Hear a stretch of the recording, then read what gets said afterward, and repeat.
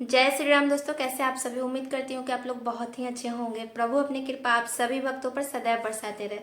दोस्तों, आज की वीडियो में कोई उपाय से संबंधित नहीं है, बल्कि ये आपके कुछ सवाल थे जो बराबर कमेंट सेक्शन में आ रहे थे।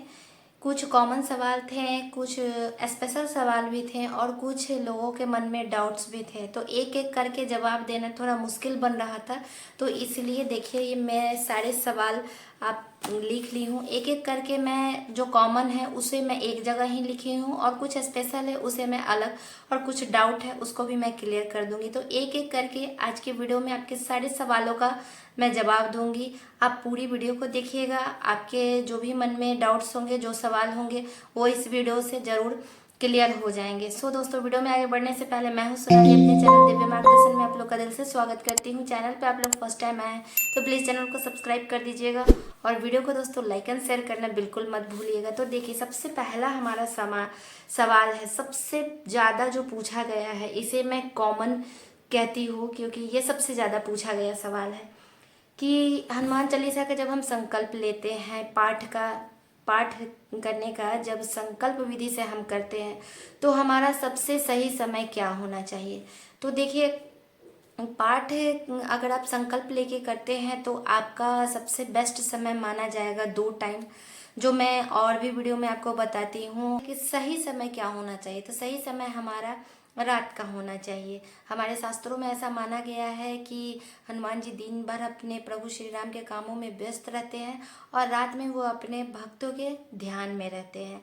तो इसलिए आप उस समय कीजिए जिस समय आप उनसे डायरेक्ट कनेक्ट हो सके।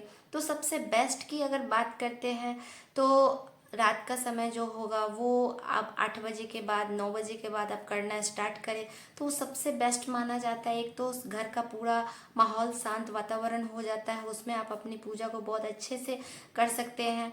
और दूसरा है कि सुबह में आप उठें 5 बजे, 4 बजे के टाइम में आप उठें और मैक्सिमम आप लेट, ज़्यादा नहीं लेकिन 7 बजे से पहले तक आप इस चीज़ को कर लें। 5 बजे अगर आप उठते हैं तो सारी चीज़, आपकी सारी प्रक्रिया और पाठ वगैरह सब कुछ करते करते आपको 2 घंटे का समय लग जाएगा, जो आपको 7 बजे तक कंप्लीट हो जाएगा। तो ये 2 समय हैं दोस्तों जब आप अपनी संकल्प वाली पूजा को आप कर सकते हैं। वरना पूजा का देखिए और भगवान को पुकारने का कोई समय नहीं होता है। जब भी आपकी इच्छा होती है तब भी आप करते हैं, लेकिन किसी प्रकार के अगर हम अनुष्ठान करते हैं, संकल्प लेते हैं, तो उसमें कुछ नियमों का पालन करना पड़ता है। तो ये सबसे कॉमन सवाल था कि सही समय क्या होना चाहिए। तो आप रात का लीजिए या सुबह 7 बजे तक आप इस चीज़ को कर लीजिए।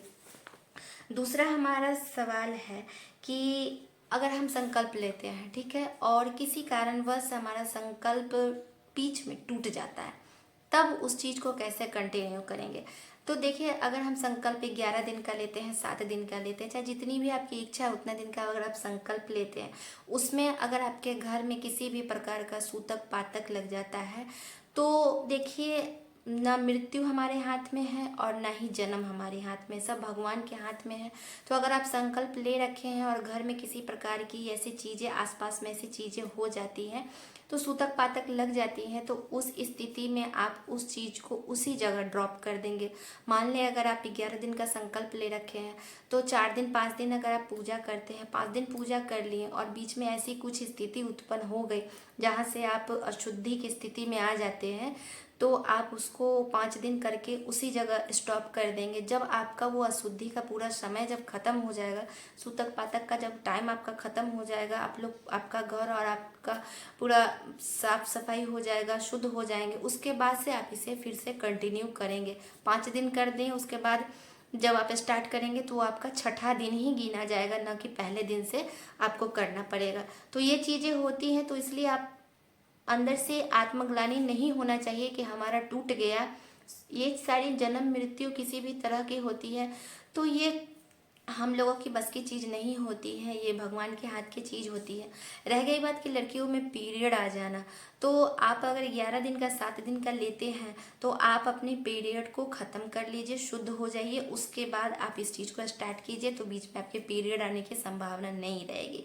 अगर आप 21 दिन का 41 दिन का संकल्प लेते हैं तो फिर आपको बीच में उसी तरह से पीरियड आ जाएंगे, जब आप 5 दिन 7 दिन के लिए अशुद्ध हो जाएंगे। तो फिर आपको वही प्रक्रिया अपनानी पड़ेगी। जब तक आप शुद्ध नहीं हो जाएंगे तब तक आप पूजा नहीं करेंगे, और जब शुद्ध हो जाएंगे उसके बाद से फिर से आप अगले कंटिन्यू आप स्टार्ट करके आप अपने संकल्प को, अपनी पूजा को कंप्लीट कर लेंगे। तो ये आपका दूसरा सवाल था। तीसरा सबसे बड़ा सवाल आता है, और बहुत ही मैं इस चीज़ को स्पेशल मानती हूँ कि हमारी विश कब पूरी होगी, हमारी मनोकामना कब पूरी होगी। मैं इतने दिन से की हूँ, मैं इतनी बार की हूँ, मेरी मनोकामना नहीं पूर्ण हो रही है। देखिए, सबसे बड़ी चीज़ होती है कि कोई भी चीज़ एक दिन में नहीं होता है। कोई भी चीज़ दोस्तों थोड़ा सा समय लेता है, चाहे वो आपका भक्ति हो या आपका कोई भी चीज़ हो। जीवन में एक दिन में बच्चा जो है वो चलना स्टार्ट नहीं करता है, बोलना स्टार्ट नहीं करता है। एक दिन में ही हम लोग धरती पे नहीं आए हैं। 9 महीने तक हम लोगों ने माँ के गर्भ में इंतज़ार किया है, तब जाके हम लोग आए। तो इसी तरह से आपका कोई भी चीज़ थोड़ा ना थोड़ा समय वो लेगा, चाहे वो 10 दिन का समय लो, चाहे वो 3 महीना का समय ले, चाहे वो 6 महीना का समय ले। लेकिन आपकी आस्था और विश्वास में एक ऐसी ताकत होती है जो आपके उस समय को बदलना पड़ता है और आपकी मनोकामनाएं पूर्ण होती। तो अपनी आस्था और विश्वास को प्लीज बनाए रखिए, आपकी मनोकामनाएं जरूर पूर्ण होगी। अगला हमारा सवाल है कि क्या ग्लास का पानी हमें रोज रखना है। तो जी हाँ, आपको ग्लास का पानी जो आप रखते हैं, 1 लोटे का पानी आप रखते हैं जो भोग प्रसाद के लिए हुआ, और 1 गिलास का पानी रखते हैं जो आप खुद के लिए या जिसके लिए आप संकल्प लेते हैं, पाठ लेते हैं, उसके लिए करते हैं। तो भोग प्रसाद भी रोज और पानी रोज चेंज होते हैं, और गिलास का पानी भी जो है, जो आप अभिमंत्रित करते हैं हनुमान चालीसा पाठ के द्वारा, तो वो आपका अभिमंत्रित पानी होता है। तो वो आप स्वयं के लिए करते हैं तो स्वयं पीते, नहीं तो दूसरे के लिए करते हैं तो दूसरे को पिलाते। तो वो भी आपका डेली ही चेंज होगा। पूजा के टाइम में आप उसको रखिएगा, और जब आपकी पूजा खत्म हो जाएगी तो उसके रात में अगर रखते हैं तो सुबह उसे उठा के पीजिएगा नहा धो के। और अगर आप सुबह में ही करते हैं तो 2-3 घंटे के बाद आप उसे उठा के और उसे पी सकते हैं, प्रसाद ग्रहण कर सकते हैं, जब आपका धूप दीप शांत हो जाए उसके बाद। अगला हमारा सवाल और अंतिम सवाल है कि ये भी बहुत सारे हमारी बहनों का सवाल था कि इसमें लास्ट दिन क्या करना है, क्या उद्यापन करना है।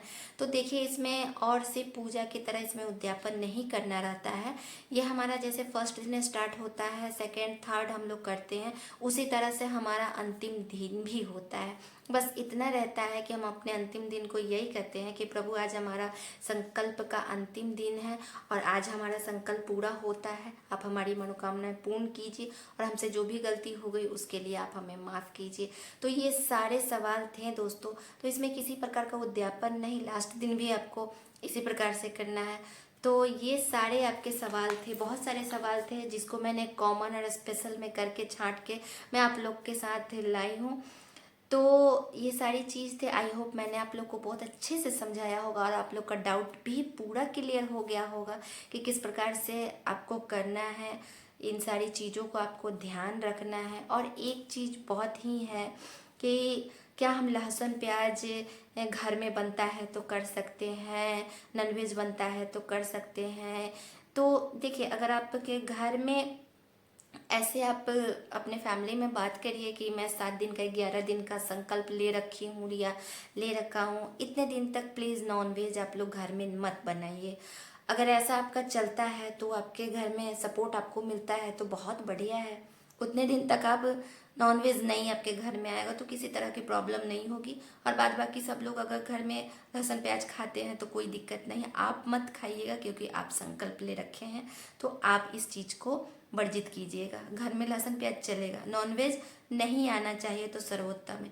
अगर किसी कारणवश नॉनवेज आता है, आपकी फैमिली सपोर्ट नहीं करती है, होते बहुत सारे फैमिली में इस चीज़ को मानते नहीं, तो आप उन चीज़ों को छूइएगा नहीं, दूर रहिएगा, कोशिश कीजिएगा उन सारी चीज़ों से दूर रहना।